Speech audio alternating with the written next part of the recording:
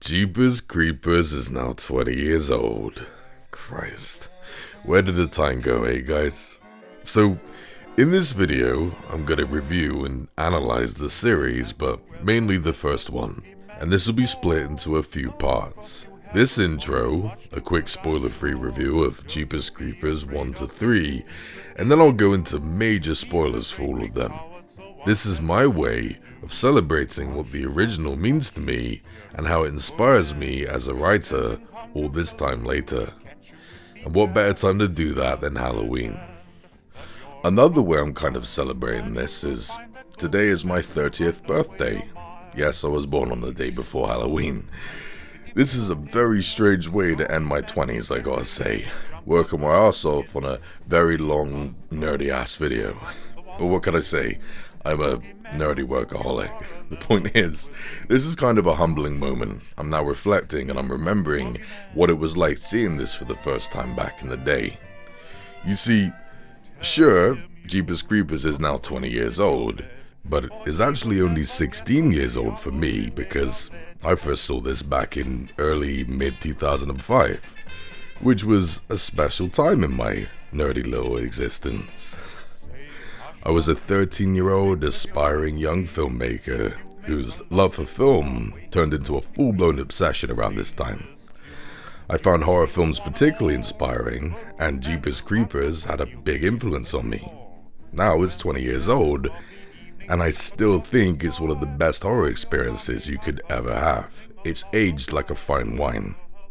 Now, I do have to quickly address the elephant in the room.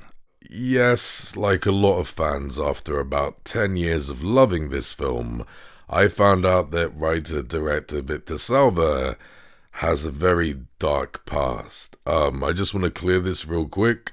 No, I'm not a fan of this guy personally, obviously. This is just me trying the best I can to separate the art from the artist. I can't help it, guys, if this film inspires the hell out of me. That doesn't make me a nasty person, so please keep this in mind before you start attacking me in the comments. And it is a shame that I have to address that, but hey, I'm not the victim in this story. So let's get into the spoiler-free stuff. Now, for this part of the video, I'm going to keep the imagery to a minimum because Jeepers Creepers has Planet of the Apes syndrome. It's very difficult to find promotional material that doesn't spoil the reveals, so this part of the video is going to look pretty dull. So, Jeepers Creepers. Siblings Darry and Trisha Jenner are taking the long route home for spring break. But then they witness the mysterious trucker dumping bodies down a pipe. From there, they face unimaginable horror, and that's all I'm going to say about the plot. Now, the story is very simple. Boy, girl, villain, that's about it. But there are these wonderful techniques that add depth to it. There is a story being told off-screen during this film with little lines sprinkled throughout helping you put the puzzle together. Not only does it make multiple viewings more gripping, but it makes it scarier because imagination is the scariest thing you can use in horror. The villain is great. The main protagonists are even better in my eyes. The soundtrack is outstanding, and to top all of that off, the ending is magnificent. It's never left me. But sadly, upon release, Jeepers Creepers wasn't too well received. Okay, sure, it made enough money for the sequel to get greenlit, but it was just considered to be another generic teenage slasher, which to me is ridiculous. Trish and Darry are the only real young characters in this film. This doesn't have the typical army of dumb teenagers who are just put there to be killed. In fact, there isn't much of a kill count to speak of. At all. So I don't get how it was relegated to being just another teenage slasher. I do get why people didn't like one of the reveals at the halfway point, but I do feel like it was misunderstood. It was earned in my eyes. But that's just me. Watch it for yourselves and see how you feel. For my specific tastes, this is one of the best and scariest horror flicks I've ever seen, and I'm gonna give Jeepers Creepers a 9 out of 10. Fuck, I love this film. Jeepers Creepers 2 is exactly what the first film was accused of being. The concept of a load of kids stuck on a broken down bus in the middle of nowhere, facing the villain, is cool, but that means that there's literally a bus full of teenagers who are just put there to be killed. There's little chemistry between them, and they're thin and whiny. The story is shallow, it lacks heart, and all of the nuances were swapped for bigger effects and a bigger kill count. It's a big step down from the first one, but there is still greatness here. Some of the scenes are pretty scary. The window scene and the jumping scene are brilliant. The villain is still great, and the climax is wonderful, even though I think the last 5 minutes are really dumb. Also, I definitely do see this film as canon. I watched the first one and I totally believe this is the story that comes after. It's a passable film, I just wish the story and characters were a lot better. I'm gonna give this a generous 6 out of 10. But Jeepers Creepers 3? No. I don't want to talk about it, guys. I don't see it as canon. It's a huge fall from grace. I waited like 14 years for it and it was just a boring, dull film with terrible acting, terrible effects. It did nothing to further enhance the story in a satisfying way, and the whole cliffhanger ending teasing the fourth film made me wince. I don't even know what I'm gonna give this. I've only seen it once and that was years ago, and I'm trying my best to forget about it, so I'm just gonna give it a 2.5 to a 4 out of 10. I don't know, I don't want to think about it. And I do know that soon the fourth Jeepers Creepers is coming out, and thankfully Victor Salva is no longer going to be involved in the franchise. Still, I'm just not too hopeful. I've seen how low this story can get. Only time will tell. For now, let's get into the spoiler talk. Let's get the Funko Pop ready. Not that I need it, it's just that I'm a massive nerdy man-child.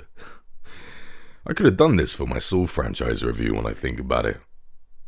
Or maybe I just need to get laid. Okay, where are you? Where are you? There we go, let's put this bad boy in. So let's talk about the main characters. Trish and Darry Jenner. We're introduced to them instantly with this great shot panning in and out of the car, and in just their opening lines, we learn just how desolate this highway is. That was a stop sign. On this road? I haven't seen a car in 50 miles. From there, their interactions made me fall in love with them. Because they're siblings, not boyfriend and girlfriend. Meaning there's no lover spat, no frivolous sex scenes or nudity. Trisha and Darry are obviously very attractive, but they're never sexualized. There's only 2 of them, so again, there's not an army of characters that are just put there to be stupid and die. No asshole protagonists, hissy fits, token characters, jocks, cheerleaders, none of that. The brother and sister dynamic is the heart and soul of the story, and it feels very well fleshed out.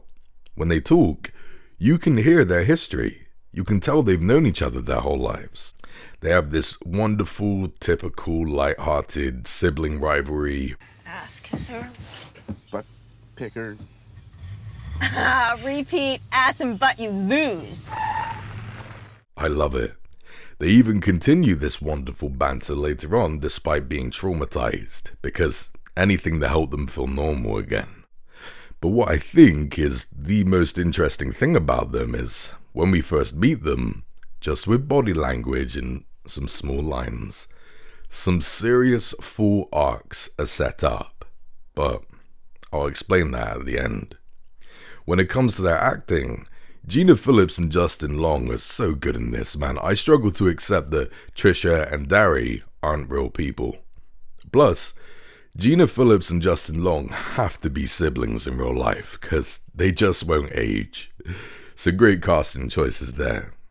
And it was awesome for me growing up seeing Justin Long get a lot more recognition after this, but I didn't really get that with Gina Phillips. She gives possibly the best performance in this film. So why is she so underrated? Yeah, she's in a lot, but nothing too popular outside of this series. I've only seen her in Jeepers Creepers 1 and 3, so if anyone out there can recommend something else that she's in, something that's really goddamn good, I'd appreciate it. This woman should still be prevalent in the industry to this day, and I know that based on just one film. So the point is, I love Trisha and Darry, and I think they're one of the main reasons Jeepers Creepers is special. If there's one complaint I have with them, it's the deleted scenes. You're gonna hear me say this a lot in this video, but the deleted scenes gave them even more backstory, and I wish they stayed in. I hope we get an extended cut one day, one that incorporates the deleted scenes, because, trust me, more Trish and Darry is never a bad thing.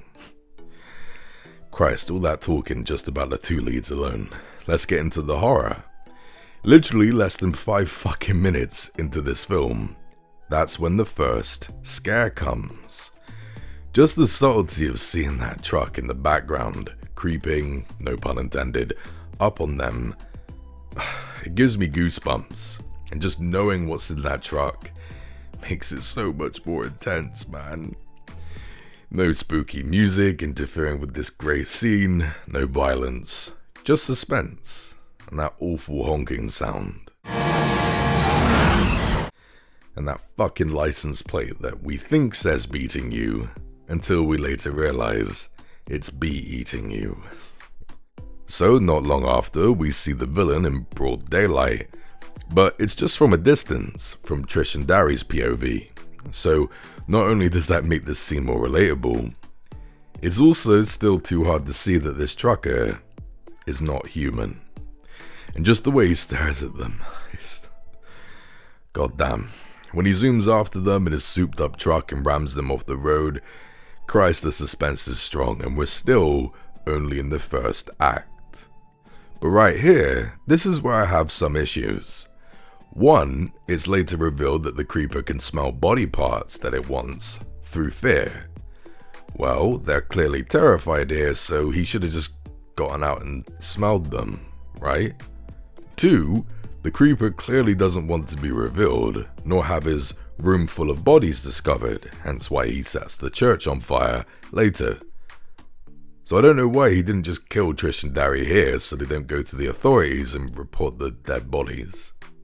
And 3, yes, Darry wanting to go back to the tunnel to see if the bodies are still alive is really stupid. And plus it leads Trisha to say this meta line. You know the part in scary movies where somebody does something really stupid and everybody hates them for it? This is it. Such a typical thing for horror characters to say during the post-Scream era.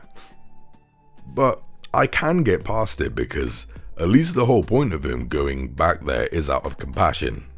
Still, this is one of those films where these 3 issues have to be there for the plot to continue. So, Darry goes down the hole, and this scene is outstanding. No dialogue and this amazing soundtrack. It's terrifying. We truly get to see just how perverse and sick this bad guy is. It's so incredibly uncomfortable. We go in there thinking we're just gonna see 1 or 2 bodies, and we get this. Fuck me. And of course, the urban myth of those 2 students from 20 years ago who went missing on this highway is proven to be true. Darry discovers their bodies. From there, Justin Long flexes his acting biceps to the max and shows a truly shell-shocked Darry. His lines of dialogue as he tries to convince the police and even his own sister what he saw is just, holy shit, man.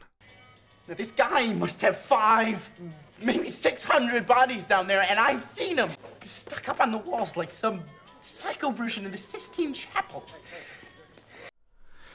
And of course, it's time to talk about the creeper, played brilliantly by Jonathan Breck.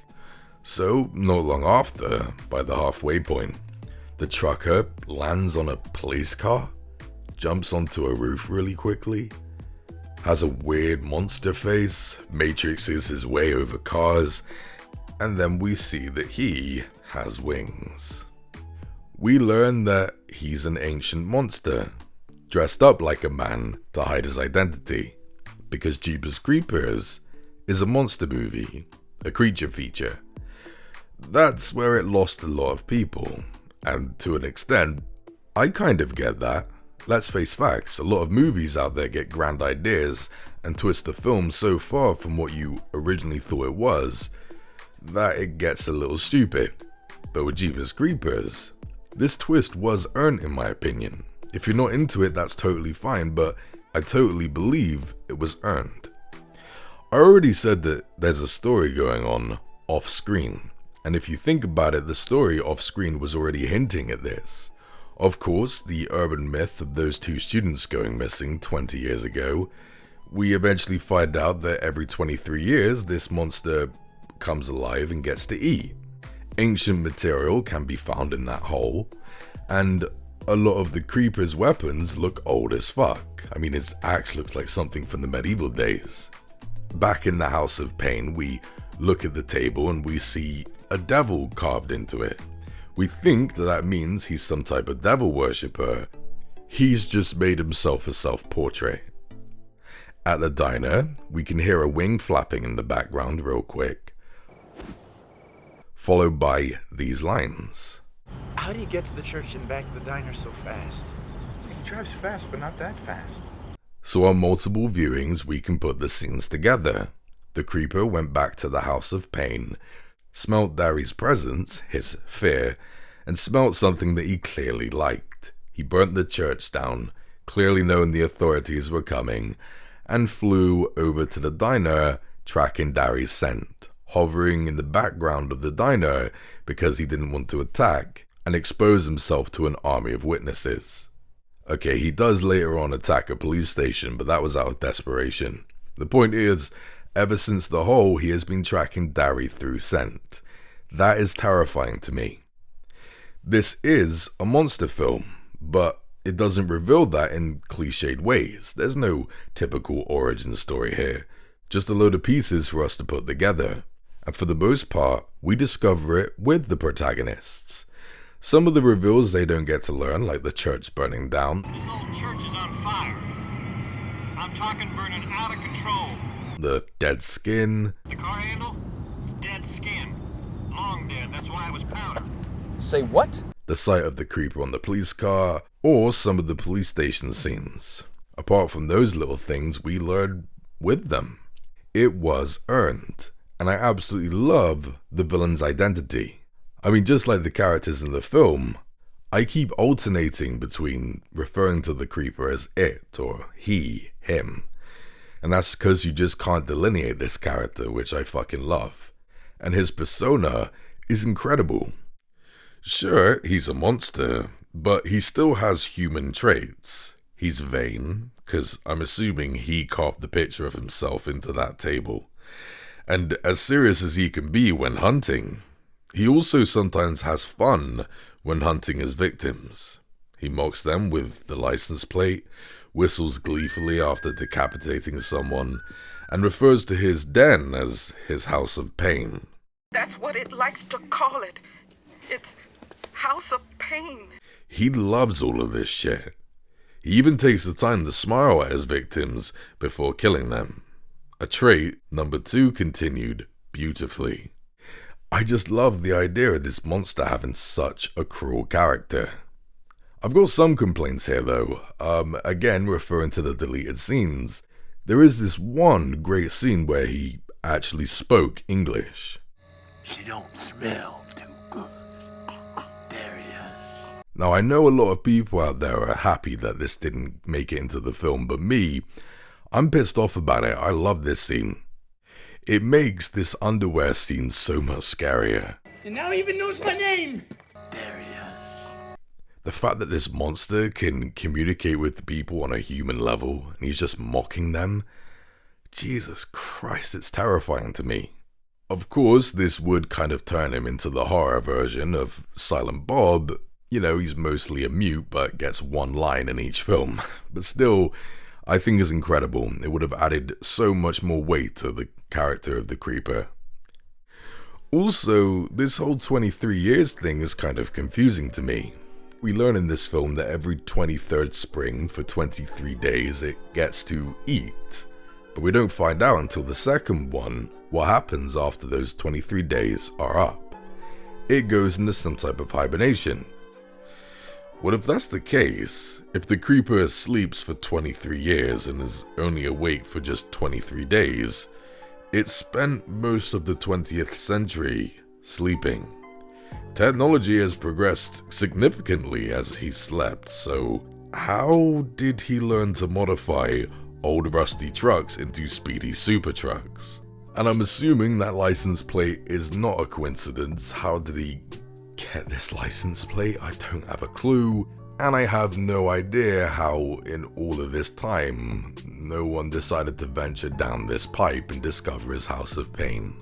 I'm assuming he goes into hibernation down there and then blocks off the pipe in the church entrance. I don't know. I'm admittedly nitpicking, but the house of pain is literally right next to the road. How does no one ever venture down there? It's just a bit too convenient for me. And then at the end, we end up at the police station, where we meet Jazzelle Gay Hartman, played beautifully by Patricia Belcher. So Jazzelle is a psychic. She's been dreaming about the creeper for a small while now, and she flat out dumps a load of exposition right on our feet. She completely contradicts the story off-screen element, which, as I said, I love. But here's the thing, it works very well for me. Because one, for the most part, we found out that the villain is a monster, naturally. She doesn't remove our sense of discovery, she just confirms our fears and fills in a load of the gaps.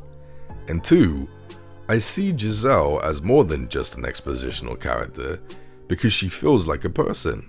Jazzelle is traumatized. I mean, look at the agony in those gorgeous blue eyes of hers as she tells us this shit. She is fucked up by the concern for somebody else's life. She feels responsible for them, and it clearly weighs heavy on her, literally ruining her life. And she doesn't want anything for her good intentions, she just wants to help. It's a very soulful performance, and well done to Patricia Belcher for being able to convey all of that with such little screen time. So yes, Jazzelle is a great character, and is for me one of the best parts of the film. But at the same time, she also brings easily the biggest problems for me too. Jazzelle's goal is to save Darry, but she fucks it up over and over again. And considering that she's psychic, that makes it even worse. She has a superpower, for fuck's sake.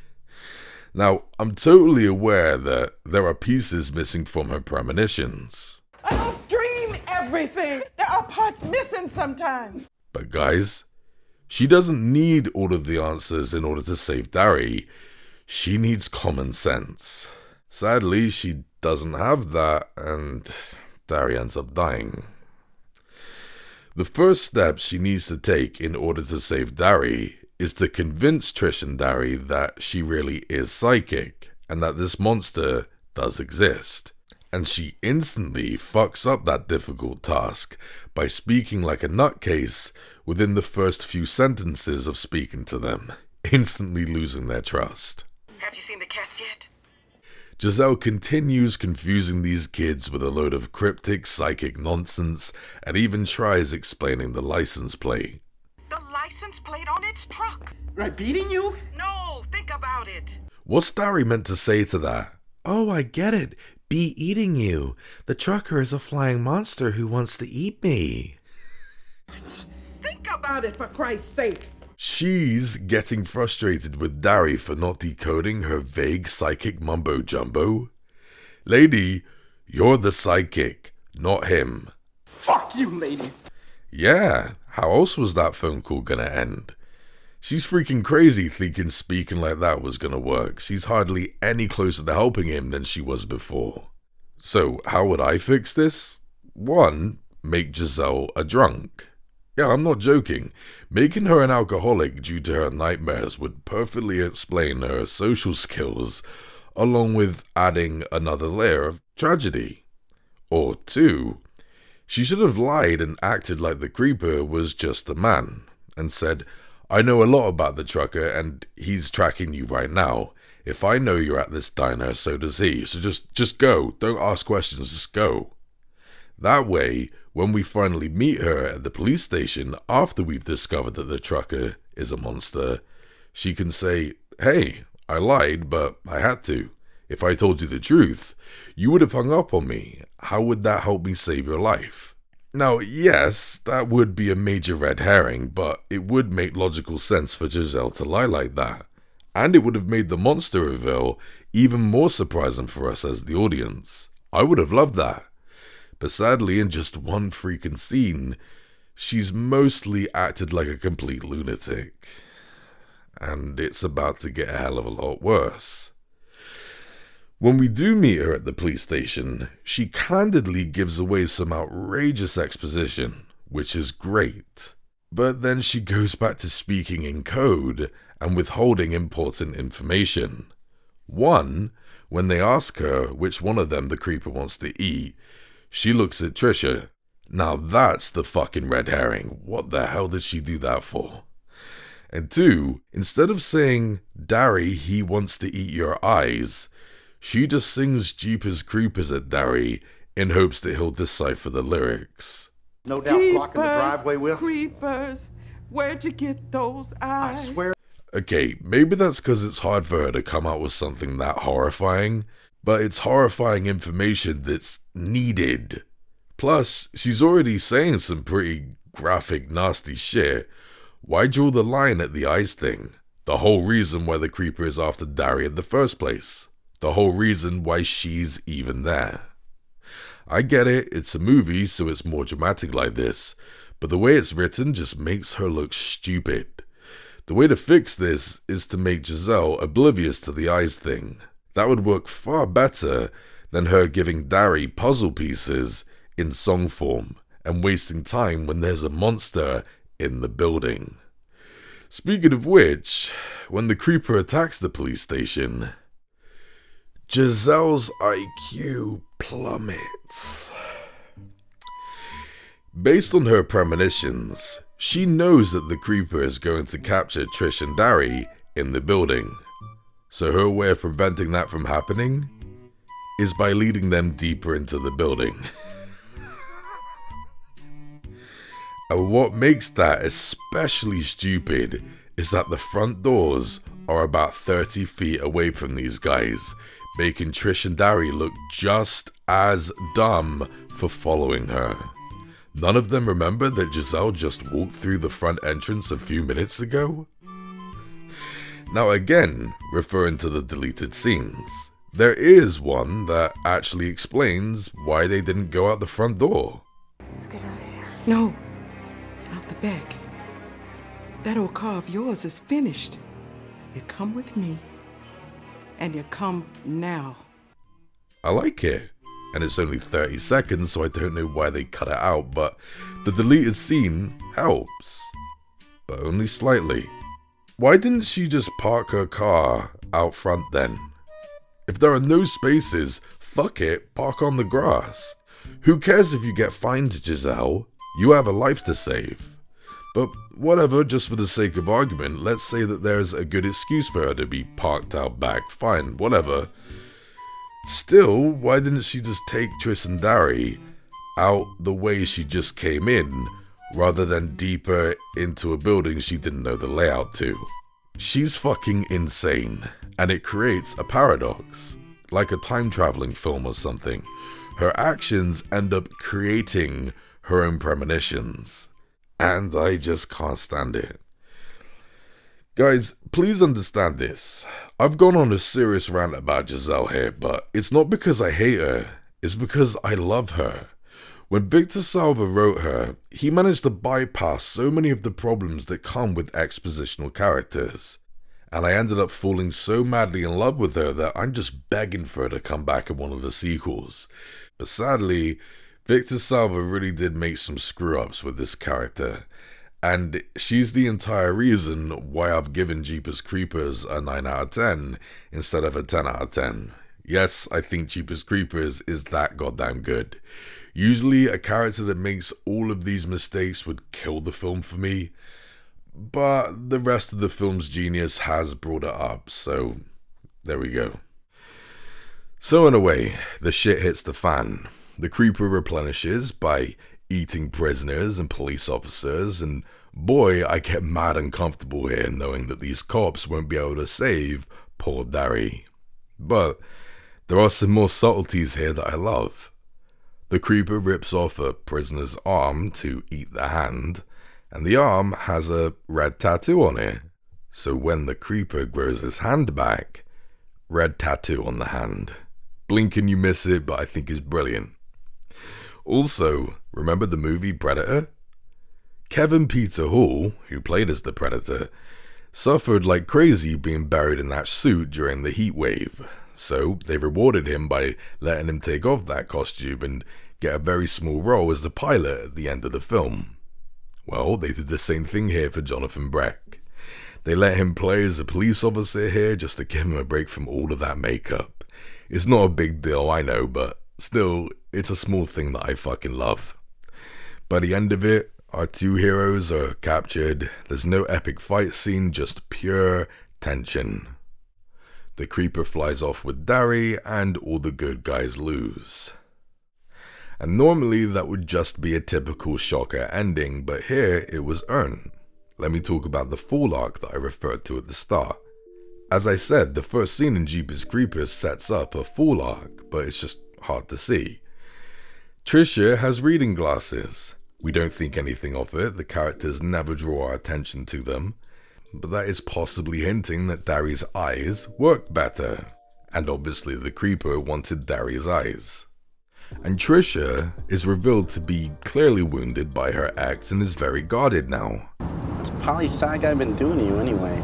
Beating you? Rational, strong, unwilling to be a victim, and even runs over the creeper a few extra times. And that makes us believe that that strength is a good thing. But no, it serves no one. First of all, if you want to include the deleted scene where the car is wrecked, trapping them at the police station, that's due to Trish annihilating the creeper. And secondly, when the creeper captures them, she tries to bargain with the creeper and take Darry's place. Take me! I won't fight you, you can take me! But no, the creeper wants someone who'll fight him, who's scared of him. So, technically, her fighter's spirit gets her brother killed. It's heart-wrenching. And when we hear about how Darry's mother babies him so much, we're thinking that's just giving a little bit of development to their family life at home, but no, it's actually setting up a serious fall arc. Because now we're imagining what this mother will go through now that her son won't return. We never even meet the parents, and somehow I feel empathy toward these characters that don't exist and don't get any screen time. A testament to the writing. And Jazelle's powers? They serve no one. If anything, she has sadly informed Trish that Darry died screaming in the dark, listening to that song Jeepers Creepers. Are your dreams ever wrong? Darry screaming in the dark while that song is playing. And obviously that agony will never heal. The only upsides I find in all of this is, at least the police officers saw firsthand that the creeper is real, so now they'll stop calling Jazzelle a fraud. And at least after the reports, Trish won't be labeled insane by her parents. That's about it. Apart from those points, this ending is bleak as hell, but somehow it's about to get so much bleaker. The scene comes. Panning shots of the creeper's new house of pain. In some versions we can hear Darry's screams, in others we don't. But either way, there's yet again a story being told off screen. The song Jeepers Creepers is coming to an end, so we know poor Darry might be dead now. Oh, there he is. Okay, maybe he's not dead. What's going on here? Oh God, no. No. No, no, no, no. Not Darry, no. It's fucking horrible. Not only is it just so shocking that this lovely character suffers such a horrific death, but also you reflect on the film and you realize the creeper was sniffing Darry's eyes. And the title Jeepers Creepers, which, come on guys, is very fucking corny, now has a double meaning. It was actually foreshadowing this poor character's fate. Where did you get those eyes? But the most amazing thing about it is that for the past 16 years, every now and again, I'm not kidding guys, I've actually had nightmares about this scene. No joke. And I'm having nightmares of a scene that we don't even see in this film. It put his death scene in my head without showing it to me. It gave me this horrible image of this poor kid tied down, ready to get eaten by this monster. And it still affects me all this time later. It's fucking incredible, guys. And if I ever do get the privilege of meeting Justin Long one day, the question I want to ask him is, what the fuck did your family say to this scene? Because I'm a stranger to you, and I've been affected by it for 16 years. How did your loved ones feel about it? Like seriously, it's left such an impact on me. It's fucking ruined that song Jeepers Creepers and Henry Hall's Here Comes the Bogeyman for me. Like seriously, it's that impactful that it's made two really cute, sweet songs triggering for me. Now, I have one more thing I want to say about this scene. Apparently, as a passion project, these guys bought Justin Long's body cast a few years ago, and it was damaged during shipping. They had to restore it, and, well, look at this shit, this is fucking badass. But even in these pictures, showing it's clearly not real, because look at those broken legs and hair and all that, still, it makes me uncomfortable as fuck. Jesus Christ, that is some seriously haunting imagery right there. Poor Darry, fuck this. I know I've gone on about this one fucking scene for a while now, but this is the sound of me unleashing 16 years of pent-up stress. So yeah, that was Jeepers Creepers. Fuck me, I love it, and hopefully you guys can understand that now. But before I close this video off, I guess I should talk about the sequels in a little bit more depth now that I'm talking spoilers here. One thing I do appreciate about the whole 23 days in 23 years idea is that Victor Salva wrote it to make sure that there wouldn't be a sequel. So when he did the second one, and I guess the third one as well, he decided to set them all in the same 23 days as the first film, which is an idea I kind of like. And the creeper just fucking steals the show here. He does some fucking wild shit with his body, it's incredible. That head removal scene is just whoa. The fact that he still has Darry's eyes is fucking horrendous. I mean, that ending is still there affecting me in this sequel. Sweet Jesus, there it is, literally looking at me in the face. And we see that weird spider thing at the back of his head, which most of us fans have speculated maybe that's the creeper, right? Because Victor Salva said it himself that the creeper was possibly once a man. Maybe that thing is some type of curse. I also really like the idea of Darry's body still being twisted into some type of weapon. I mean, Christ, there's poor Darry's belly button.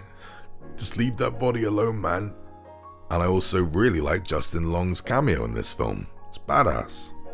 So I dig all of this, but there are some big problems here too. Seriously, where was Jazzelle? Shouldn't she be here trying to help these kids out?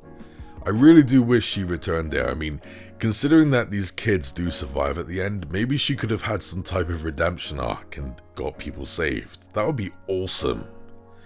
And as great as the creeper is, I don't get why he's so dark and wet in this film. He was more grey and dusty in the first one, and now he looks like he's fresh off a porno set. It makes no sense. But still, I really do like his look here, so I'm not complaining too hard. Also, there's a dad character here. He's hunting the creeper after the creeper killed his youngest son, so technically he kind of has Trisha's arc if she was in this film. You know, he's avenging the death of a loved one. And I kind of dug this part, because it has a lot of heart and soul, the whole lost family dynamic, and it's a hell of a lot more interesting to me than these whiny teens. But sadly, he barely has any dialogue, barely gets any screen time, and then the ending comes. Just before the creeper goes into hibernation, The dad fucks the creeper up is a great scene with some powerful acting. But he thinks the creeper is truly dead. It isn't dead. Its time ran out. Looks dead to me. Then 23 years later, he somehow knows the creeper is about to come back to life. You waiting for something? About 3 more days. Give or take a day or 2. The fact he didn't destroy the body and clearly wants to fight the creeper again is so stupid to me. It's like, dude, you technically already beat it. You also saved those kids from it, so you kind of have avenged your son and prevented more families from suffering like you have. And instead of finding solace in that and truly finishing the job by sealing the creeper in concrete, dumping it in the ocean, or lava, liquid nitrogen, whatever, you're just there waiting to fight it again? You're an old man. You're gonna lose this fight. You and your remaining son are both gonna die, and the creeper will be free to create more victims like you and your youngest. What the fuck? Plus, where's the government here, guys? Considering all of the liable witnesses of the creeper, like the police officers for example, I'd imagine that a load of Secret Service suits and ties would have gotten involved to see what the commotion was all about, right? I'm assuming they would have taken the body away from the dad, and it wouldn't have been too hard to find him because he literally advertises the body on display for money, like a tourist attraction. If the locals know about it, then where the hell's the government? Where's Jazzelle? Trish, right? I don't know, this really is a lame ending. But it's about to get worse. Jeepers Creepers 3. Fine, I'll go into a little bit more detail about it, but I'm not going to spend long on it. Look, I like the idea of it taking place between Jeepers Creepers 1 and 2. That's interesting. Jonathan Breck is still solid as the Creeper, and as a character, the Creeper is still menacing. Stan Shaw and the returning Brandon Smith both brought some real good acting to the screen. I guess some of the plot elements were ambitious. I don't like them, but I respect it for being a lot more complex than the previous films. And that's all I liked about it. There are so many flaws I could spend another hour talking about them, but I can't be fucked, so I'll just list the worst ones and get it done. Due to budget, they couldn't afford lighting, so most of this was shot in daytime. So it's really not scary as a result, and it makes the creeper's makeup look so fucking fake. And the CGI effects? They are horrendous. What the heck is this? This looks like Sharknado shit, man. And that bike kill scene? I had to rewind it when I first saw it because I couldn't believe how bad it looked. This is a serious fall from grace in effects here, guys. Now let's talk about the truck. Yes, beating you or be eating you makes a return here, and it got us fans excited. Look, I know in Jeepers Creepers 2 the creeper had a knife that seemed to have a mind of its own. It was random, and the film didn't do anything with that concept really, so it wasn't a big deal. But still, I guess black magic or whatever would be all over the creeper's gear. Who cares? It is what it is. But here, the entire truck has a mind of its own. It's now been retconned into some type of magical Batmobile that's so high-tech, it would make James Bond red with envy. It can drive itself. It has automatic shutters to trap people in. It can shoot a harpoon that bends in the air chasing its victims. It could deploy bombs that home in on prey. Oh, what the fuck is this? And it's literally stronger than the creeper himself. Because in the first one, a shitty old car managed to do some serious damage to the creeper. But this truck can deflect minigun bullets? Oh god, guys, all of this shit was never planned from the start. That terrifying, souped up piece of shit that chased Trish and Darry did not have a mind of its own with possessed bombs and weapons and shit. This is terrible. Also, even the creeper himself can now take damage he couldn't before. He used to be badly affected by simple things like poles or harpoons. Now he can take minigun bullets to the head and chest and it does nothing to him. And at the end, Gina Phillips returns as Trisha in a quick cameo, and it should have made me really happy. It didn't. Her acting feels wooden and forced, her lines are cheesy, and she's speaking like some lame badass action hero you'd get in one of those really low budget sci-fi films. I will destroy the thing that killed my brother. Come and get me, you son of a bitch. I don't know, Victor Salva was trying to set up a sequel I desperately did not want to see, and considering how badly this film failed, thankfully Salva's version of Jeepers 4 got cancelled, and he sold the rights to the franchise. Now, we have new filmmakers working on the fourth Jeepers Creepers, and from what I've heard, it's a sequel to Jeepers 1 and 2, and it's deleting Jeepers 3. There is a God. Sorry. I'm not really looking forward to it, but I am positive it's going to be a hell of a lot better than what we just got, so I will check it out when the time comes. And speaking of when the time comes, considering that Jeepers Creepers is now 20 years old, like surely they have to be putting together some type of 23-year anniversary Blu-ray, right? Like come on, how could they not do that? And hopefully, they'll finally give me that extended cut I'm so desperate for. So that was my Jeepers Creepers analysis.